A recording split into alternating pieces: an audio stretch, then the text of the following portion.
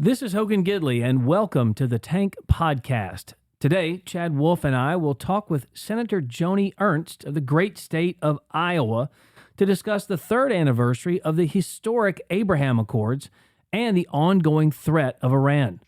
Welcome to the Tank. Coming to you from our nation's capital, this is The Tank, your voice in Washington, D.C. and around the country. Broadcasting from the America First Policy Institute offices in D.C., this is the premier think tank podcast where we discuss the challenges facing our nation, talk policy, and advance America First solutions. Welcome to The Tank. Hello, this is Chad Wolf. And this is Hogan Gidley. Coming up, we're going to sit down with Senator Joni Ernst, but first we wanted to dive into all things the economy because, Hogan, I don't know if you're tracking, but the economy's a mess right now. And, I think what we've seen from this administration over the last 2.5 years, like most things they touch, it's broken, and it's getting worse by the day. And I think we're about a year removed now from the so-called Inflation Reduction Act that the administration pushed, that they've now admitted that actually it didn't do much to actually curb that inflation and lower costs for Americans at all. In fact, it's probably the Inflation Let's Increase Act, right? Because at the end of the day, that's what it did for many Americans. Yeah, absolutely. Also, so many ways to go here that it's so frustrating to watch an administration. Originally, you'll remember, Chad, the administration said inflation is not happening. Then they said it is happening, but it's transitory. Then they said it's Vladimir Putin's fault. Then they said it's a supply chain crisis's fault. Then they said, well, it is happening, but it's good for you. To watch the different ebbs and flows of the spin coming out of the White House is difficult, obviously, as a comms person for me to watch. But what's more difficult is what the policies are doing to the American people. And whether it's the border that we've talked about many times that you're obviously intimately involved with and were at DHS, they try to tell you it's not happening. Like, hey, don't worry about it. No, the pain you're feeling isn't really real. Don't worry about it. You're too stupid to understand. It's really working for you, I promise. Even though you're paying more for gas and for groceries and for rent and for mortgages and for car payments, hey, pay no attention to that. It's really the fault of the administration for not telling you how good it is. And every time they get confronted with numbers and data and real stories from real Americans who are suffering under these bad policies, their response is, oh, we just got to do a better job selling it. You can't sell a bad product.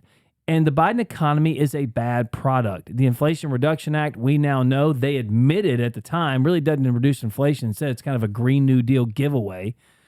And what do we know? It's still much higher, inflation is, than when we started out just 2.5 years ago. It went all the way up to like 9%, 8.5%. Now it kind of pared back down, but still, you're paying so much more for the everyday items in your life. Any potential or any realized wage gains you've seen are far below the increase in inflation. So you're not really making any more money. Oh. It's worse. Absolutely. I think that's the most troubling factor here for many Americans out there. Whether they track, these percentage increases in inflation or prices, all they know is when they go to the store, the grocery store, whatever store, their dollar does not go as far, and it's not buying what it used to. And so when I sit here and look at this, and to your point, the administration, they continue to say, well, we just got to message it better. It being inflation, the border, or whatever the issue might be, if we could just message it better and make the American people understand.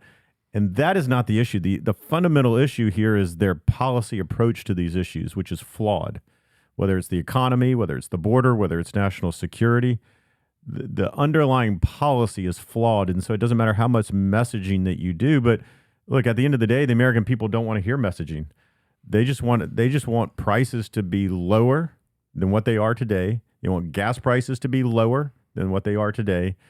And by every indication, this administration continues to make those wrong policy choices here at the federal level, which are impacting Americans across the country. And they just don't seem to get it, because you would think after 28 months, 29 months now, they could figure this out.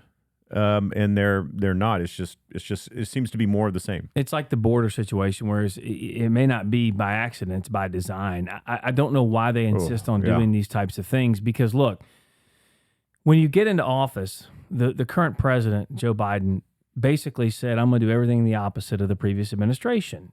And so when you had an energy sector that was a net exporter of energy for the first time in decades, when gas prices were at very low historically low numbers, what did you think was going to happen when you reverse all those policies? I mean, you come in and say, I'm going to stop the Keystone Pipeline, sure, but you're stopping all these other drilling sites as well. It becomes a serious problem for the average family. And it's not just gasoline. It's not just diesel. It's heating and cooling your home. That's coming up. We got a winter coming, for heaven's sakes. And look, anytime diesel fuel goes up, that price is passed along to the consumer, because it costs more to haul that stuff into your local grocery stores, in your convenience stores. And so that cost is going to get passed on to you. And so, they talk about quarterly growth and job this and job that. But like you said, the people don't feel it. And I'm so sick and tired of hearing the administration say, we created millions of jobs. The government doesn't create jobs. Yeah. Businesses create jobs. Yeah. Private citizens create jobs. You can make the environment conducive to job creation, but they've not done that. All they did was open up the government after it was shut down for several years. So you're not creating anything. Right. People are just going back to the jobs that were already created in the previous administration. Yeah. And I think as we look at different, I would say, communities across the country that are feeling this, right? We've got striking going on right now by auto workers in Michigan. And I think part of it, now they've got a couple of different reasons, but part of it is they see that their wages are not keeping up with Biden inflation. And they're saying, hey, what's going on here? And look, we're gonna take our efforts and try to get us more money because we don't see the economy turning around anytime soon under this administration. And so, look, they're just one community. There's other workers out there across the country that are feeling Biden inflation just as much as the auto workers. But, again, just 3.5, maybe short years ago, we weren't in this situation. And it's not because it just happens to be the circumstances of the day. It's because there were economic policy decisions being made that made sense, that have proven to be effective for Americans over the course of decades, pro-growth policies. And all of that, as you indicated, mostly because it had Trump before it, was reversed for a variety of different reasons, probably for a variety of different groups from the far left who, climate change and all these other, reasons. We now find ourselves in the situation that we do, where we're pushing electric vehicles, even though no one really can afford them. There's not enough. Batteries become dependent on China. Probably not good for the auto workers. Part of why they're striking would be my guess. And so you have all of this. And they don't work. Well, they don't work. And so it all becomes a perfect storm. And just this inflation that we continue to see sort of month after month is starting to, I think, wear on the American people. I think it is. And that auto worker strike was a sight to behold because, look, the president went down there. You couldn't get a direct answer out of the administration whether he sided with the workers or not, although he showed up on the side of the workers, which was kind of fascinating. But the EV cars you just mentioned, the electric vehicles, what's fascinating to me is they don't work like the people on the left say they work. They don't have near the range of an internal combustion engine. They're way more expensive. It would obviously, forcing states to go to electric vehicles would hurt the poorest among us first. And the reason they were picketing was because of the administration's policies on electric vehicles. And they're angry because, of course, the pay increases that the auto workers, the members got, is not even close to where the inflation and the increase in prices has taken us. So the cost of everything is up.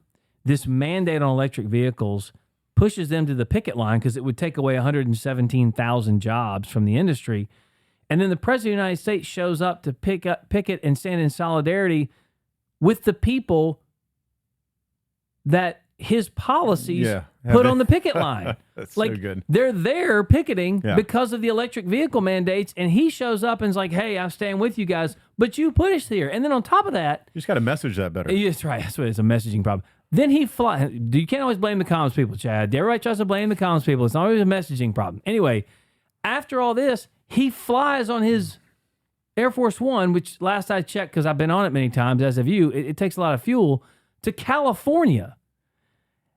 I guarantee you when he was in California, they had a good conversation about electric vehicles and Green New Deal policies, which they all embrace. So the juxtaposition of this is so weird. Yeah. And at the bottom, the bottom line of the whole thing is it just hurts the American people. And I don't know why the administration can't see that. Yeah. Well, since we're talking about electric vehicles, I have to bring up the incident, which I'm sure you've read about and others have too, with Secretary Granholm, Department of Energy, decides to take electric vehicles across a couple of states. So she has, she's in one and a couple of team members are in one. Well, they're starting to figure out it's running out of power and they need to figure out like where to charge it. So she sends her advanced staff, who is in a gas-powered vehicle, of course, to find the local charging station. They find it. And then the gas vehicle decides to hold one of the spaces for her, for the secretary, to charge. Meanwhile, other people are coming into the charging station saying, hey, we're out of power. We need that. So now it's like this big thing that's blown up, but it's sort of like, when we talk about electric vehicles, and I think the episode just shows you that not only there are limitations, it's craziness, the amount of fever and attention that this administration is putting on these things that most Americans are like, look, maybe a subset of the American people can afford electric vehicles. That's fine. And they want to go that route. Okay. But when you have, as you indicated, states like California who are mandating them by a certain date and time when it's not achievable. I saw Granholm on the street the other day in D.C. I saw her in a hat and I was like, that's Granholm. But I remember when she was asked by someone on television too, like, how can you get gas prices down? How can you change this energy situation? And she just laughed and was like, if only I had that kind of power. And I was like, we just did this in the previous administration and you're throwing your hands up. Like, if you can't help with gas prices, what's the purpose of your job and what are you doing in it and why'd you get it? Like, it's like when the president says things, well, hey, it's out of my control. You ran on fixing things, quote unquote, by your standard. You get there, they've all gone to hell because of your policies. And you're like, I don't know, we can't fix the border. I don't know what you're talking about.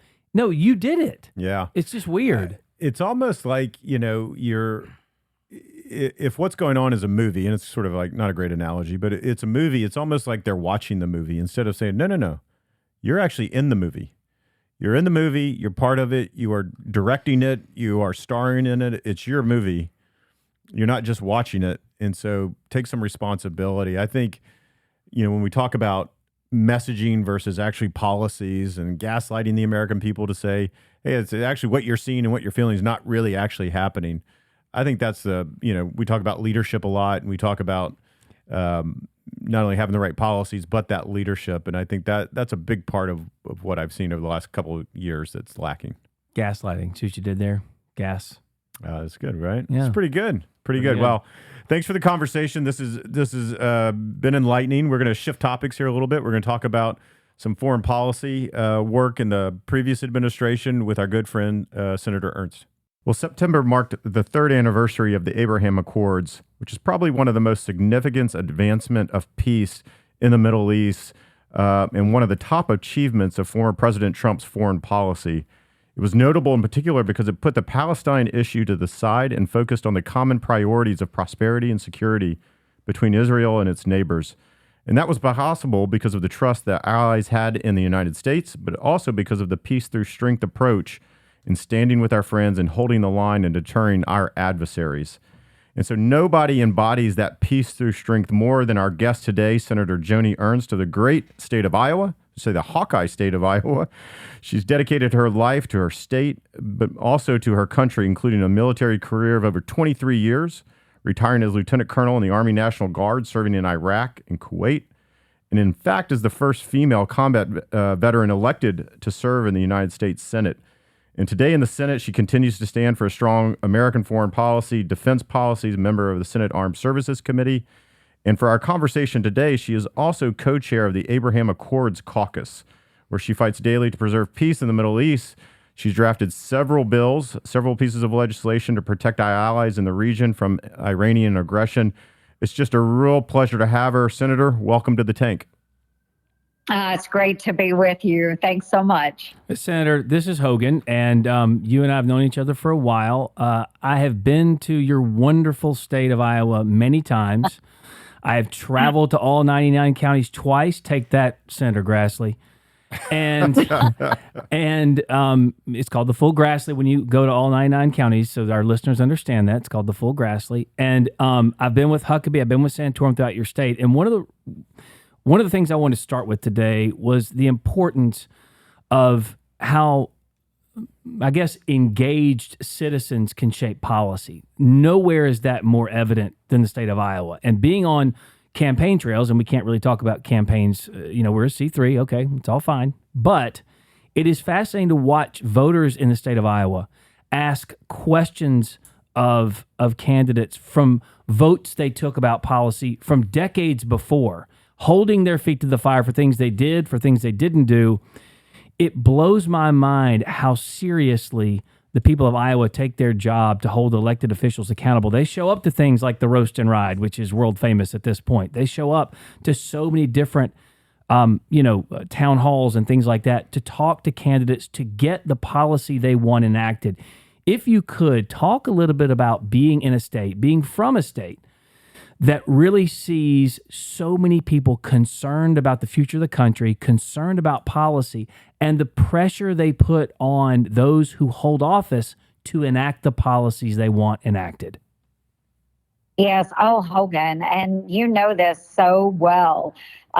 Senator Grassley did start the 99 county tour decades ago, and this is famous. Every year he visits all 99 counties, and many of us have taken up that mantle as well. It's something that I do. It's a great way to engage those Iowa constituents. And you are absolutely correct. Our constituents take their jobs very seriously as informed citizens. And because we are largely an agriculturally based state, well, we also have a financial sector, an insurance sector. We have a technology sector. And because of this great mesh of industry in the state of Iowa, we know that we export to the world. Iowans are always looking at opportunities around the globe. They are scrutinizing what's going on foreign soils. We have no active duty installations in the state of Iowa when it comes to the military, but we have reserve centers, National Guard armories all across the state. So everyone knows either a cousin or a brother, a neighbor, someone in their community that has served. And because of all these interesting dynamics within the state of Iowa, people pay attention. They pay attention to what is our world standing. Why is it that America needs to remain engaged? And again, our constituents are so well informed. And so when we do have things like upcoming elections, engagements with candidates that are out across Iowa, Iowa voters are going to step into that, and they are really going to come forward. They're going to lean in and ask the tough questions of these candidates. They will really scrutinize them heavily. Well, that's great. Obviously, we're going to have that that scrutiny here in a couple of months in the great state. But as we look at the Abraham Accords, and speaking of policy, and of course that will be debated not only in Iowa but elsewhere, I'd like to begin with a little bit of recent news about Iran and the Biden administration choosing to mark this year's anniversary of 9/11 by evidently giving Iran $6 billion as part of this prisoner swap. And because you just can't make this up, Iran, Senator, as you know, is harboring al-Qaeda's de facto leader, Saif al-Hadel. I'd love for you to comment on this deal and maybe the larger Biden administration approach to Iran and why this gives us a little pause. Yeah, this is so bad. I think we can look at this deal and we can see that Iran took full advantage of President Biden's appeasement strategy. And what he essentially did was allow the regime to increase their profits by that $6 billion of unfrozen assets.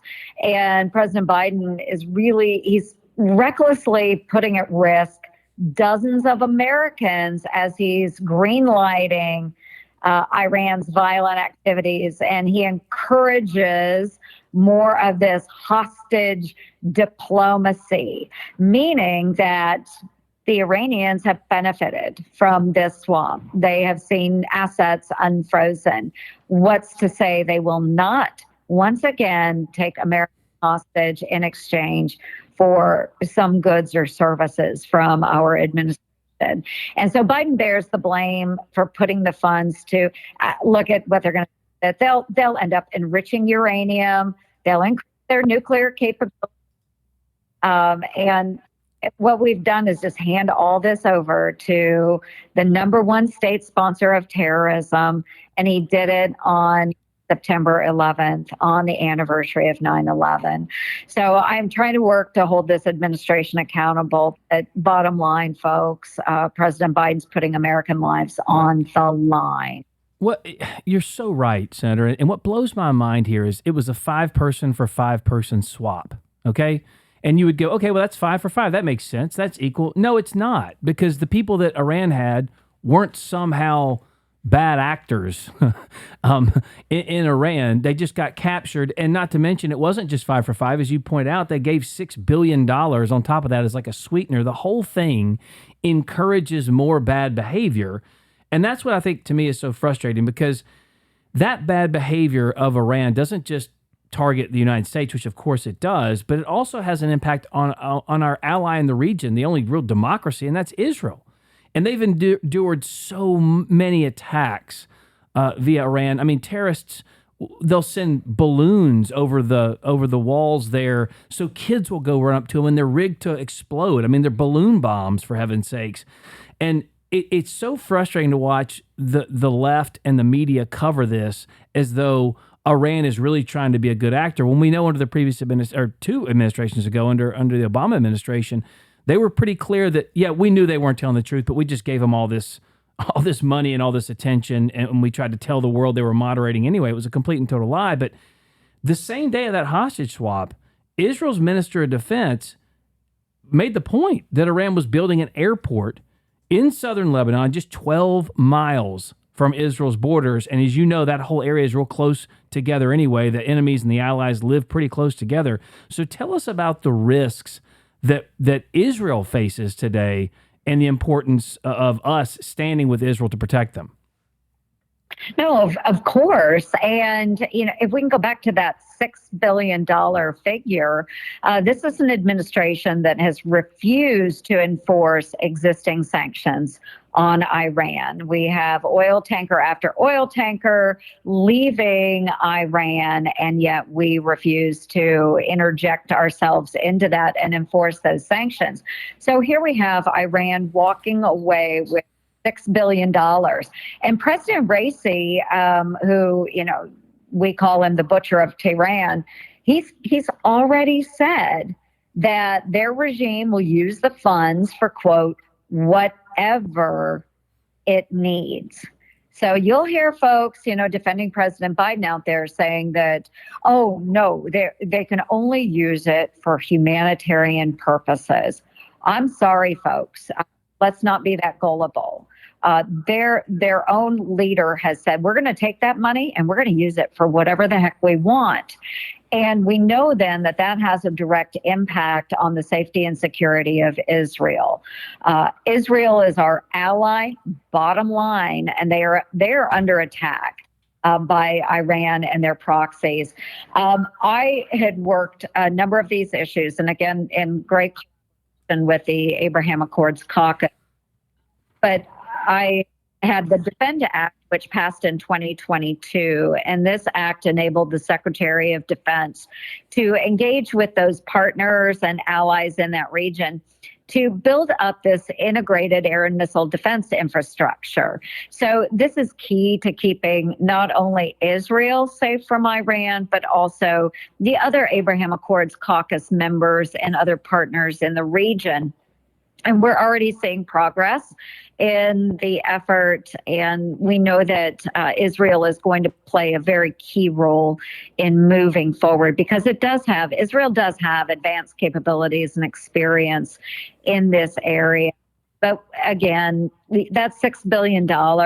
Any funds that the Iranians have, they're going to continue to fund terrorism in the region. And that's why we have to do our jobs as Americans and enforce the sanctions. We've got to seize Iran's illicit flow of oil, stop the strategy of appeasement that's been put into place by President Biden. Let's get serious about the safety of the region and especially the safety of our friend and ally, Israel.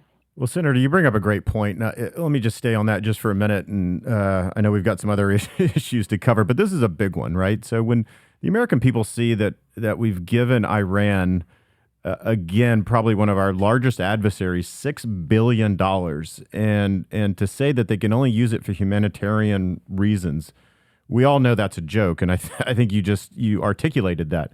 And not only is it a joke, but there's no way to actually enforce that and verify that they're doing that. So this idea that they would, of course, use it for whatever they would like, I think that is common sense to most Americans. So if you look at this incident, which is obviously going to empower the IRGC and other terrorist elements there in Iran, you look at what occurred in Afghanistan and seeing more terrorist cells pop up there as well. And it's a pattern from this administration. And I think Americans sit back and they say, why? Why are they actively making these types of decisions that put not only the U.S., but our allies in more danger? Their job is actually to do the opposite. It's actually to secure the homeland and secure our allies. Why would they be making these decisions? Chad, it's all about appeasement with this president. And I just as you were talking, I was reflecting back when we saw the first Iranian nuclear agreement that was put into place by President Obama. What we see with President Biden now is Obama 2.0. In the first deal that we released, again, billions of dollars that went to the Iranians. Did it go to humanitarian aid? Maybe a portion of it did, but certainly we know that dollars are funneled into Iranian terror proxies, Hezbollah, the Houthis, you name it. And as you had stated earlier, they're harboring an al-Qaeda leader in Iran. So I can't say why President Biden is doing this because it's absolutely beyond me. And I think most Americans, it's beyond them why we would hand over these large amounts of money to a government that has chanted death to America and to Israel. So I can't explain it. But what I see is a reflection of the Obama administration just a handful of years ago. Yeah, it's unforgivable. It's hard for me to articulate it any other way. I can't imagine. Yeah, I'm with you 100%. And it's so infuriating for the administration to think that we are going to believe when you give $6 billion to a terrorist organization, they are going to use it for humanitarian things. It doesn't pass any smell test. But they're not going to do it, and the fact they think we would believe that is absolutely insane. But I do want to talk about, some are calling it the quote unquote big prize here, and that's the prospect of Israel normalizing relations with Saudi Arabia. Now, this would be a huge development for that region. Obviously, you're watching this, you're monitoring this, you know more about this than most. Tell us how you read that situation and what opportunities may open up for us, for them in the region should something like this happen?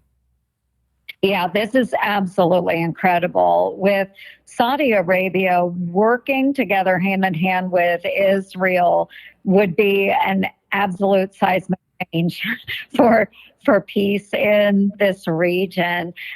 So Saudi Arabia is the custodian of the two holiest sites in Islam.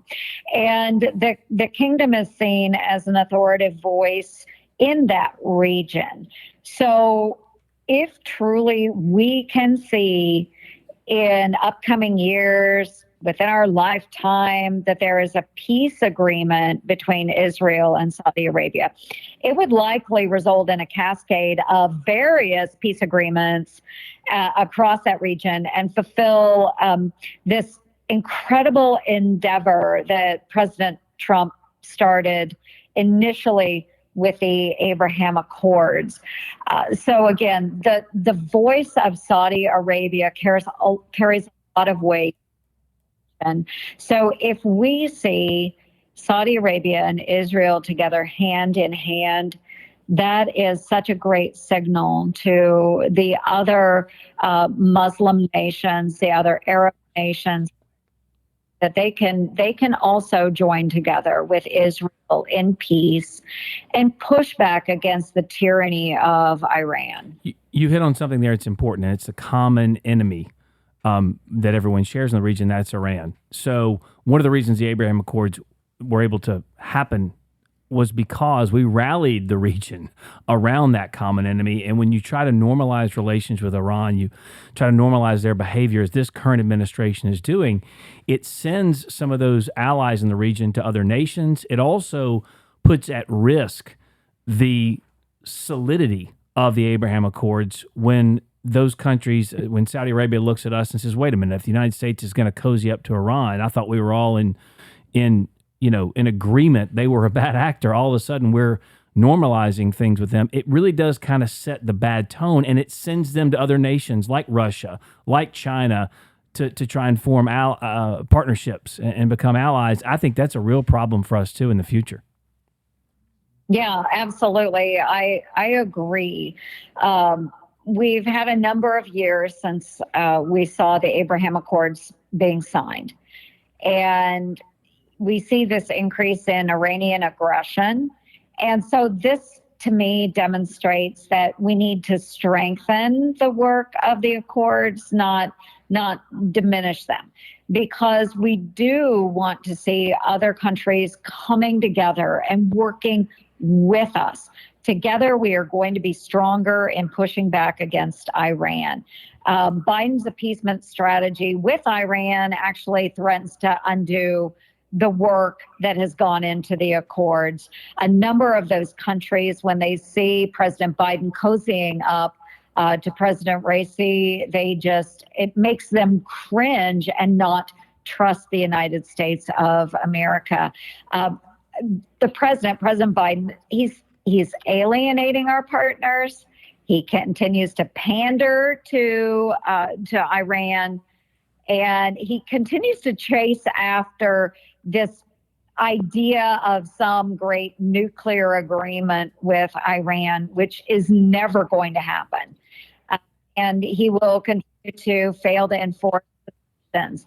And when he's green-lighting all of the bad behavior from the IRGC. We're going to see continued hostage diplomacy. We're going to see increasing amounts of oil being pumped out of Iran and not interdicted by the United States. Right. We're going to continue to see the proxy terrorist activities in our partner nations. So this is failed leadership. Well, I couldn't agree with you more, and I'm about to go there, but you beat me to the punch. This is what happens when presidential leadership really takes center stage, and when you don't have it, you see all the things that you've outlined, Senator, start to occur. And so for the American people out there to say, well, it doesn't matter who we elect, it's kind of all the same, they make all the same choices. That's actually not the case. And so let me ask you a sort of a bigger picture question. We'll be here in a year from now. We'll be talking about the 4th anniversary of the Abraham Accords. Where do you think I'll ask you to look into your crystal ball here a little bit. Where do you think we'll stand at that point a year from now? And I think probably what can you and your colleagues in the Senate and the Congress do to help shape that trajectory so that we are in a look? It'll still be the Biden administration, but perhaps some of the efforts that you're making in Congress can help shape the direction. Yeah, I think some of the risks, if we don't stay engaged in a positive manner with these partner countries for the Abraham Accords, I think again, if we aren't moving in a positive direction, I think the risk of losing partner nations, losing the trust of members in certainly the Arab nations in the Middle East, and that just undoes the whole effort that we have had to stabilize the region. When we stabilize regions like the Middle East, it makes the United States a safer place. And if that all falls apart because of Biden's appeasement, we are back to square one. We will be under potential attack coming from Iran, from those proxy elements, from Al Qaeda, you name it. There is also the potential for positive, and we have seen a number of positive outcomes come from the Abraham Accords, and these things are things I'm very proud of. So last year, all 8 of our caucus co-chairs, all across party lines in both the House and Senate, came together to support my Defend Act. And the act works with our partners to build that integrated air and missile defense system that I spoke of earlier, and take on the threat that's posed by Iran and the proxies that it supports and funds. Since becoming law, we have seen progress in that area, and that's why we're now in the Senate with our partners advancing the Maritime Act, which is really similar to what we did with the air and missile defense system, only it's directed at integration at sea, which is surprisingly becoming much, much more important as Iran is ramping up its aggression in the maritime domain. So this is great potential for us. It's another level of cooperation that would be a very positive outcome. And all of us are hoping that this will become law through the National Defense Authorization Act this year.